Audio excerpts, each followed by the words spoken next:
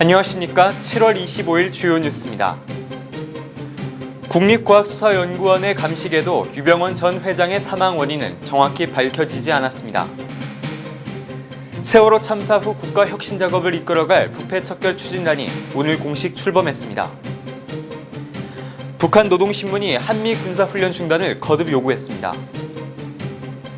코레일이 지난 22일 일어난 강원도 태백역 인근 열차 충돌 사고 관련자 4명을 직위 해제했습니다. 올해 들어 처음으로 적조 관심주의보가 발령됐습니다. 국립과학수사연구원은 오늘 기자회견을 열고 전남 순천에서 거둔 유병언 전 회장의 시신 부패가 너무 심해 사인을 규명할 수 없었다고 밝혔습니다. 국과수는 각 분야 전문가의 의견을 토대로 외상이나 약물 중독, 또 음주 등 몇 가지 가능성을 두고 감식을 벌였지만 시신이 지나치게 부패해 정확한 원인 파악에는 실패했다고 전했습니다. 하지만 유전자 분석 등 시신을 감식한 결과 훼손된 왼손가락 뼈나 치아 등에서 유병언 씨의 신체적인 특징이 나타났다며 유병언의 시신이 확실하다고 강조했습니다. 세월호 참사 후 국가혁신 작업을 이끌어갈 부패 척결 추진단이 오늘 오전 공식 출범했습니다.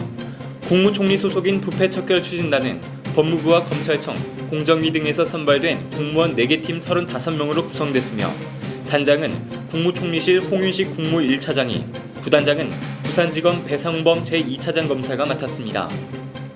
추진단은 공직사회뿐 아니라 공직사회와 관련된 민간 분야 등 사회 전반적인 분야에 대해 부정부패와 비리의 실태 파악, 원인 분석, 대책 마련을 하는 업무를 담당하며 국민 누구나 부정부패를 제보할 수 있도록 국민신고센터를 운영할 예정입니다. 북한 노동신문은 오늘 12지를 그만두고 제 할 바를 해야 한다라는 제목의 글을 통해 최근 미국과 남한의 보복 대응을 다짐한 것이 빈말이 아니라며 한미 군사훈련 중단을 거듭 요구했습니다. 노동신문을 이어 남조선 당국이 진정으로 북남 사이의 관계 개선을 바란다면 동족 대결 정책을 연북 화해 정책으로 바꾸고 외세와의 북침 합동 군사 연습을 전면 중지하는 정책적 결단을 내려야 한다고 밝혔습니다.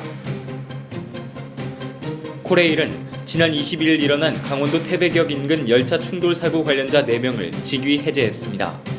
코레일은 기관사가 정지 신호를 확인하지 않는 등 안이한 근무 태도 때문에 사고가 발생했다며 해당 기관사와 함께 지휘 책임이 있는 지역본부장 등 모두 4명을 직위 해제했다고 밝혔습니다. 이와 함께 승무원들을 상대로 특별 안전교육을 실시하고 열차 운행규칙 위반자의 관리도 강화하기로 했습니다. 국립수산과학원은 오늘 경남 전 연안과 경남 거제에서 전남 여수시 하정면 계도 구간에 적조 관심주의보를 발령했습니다.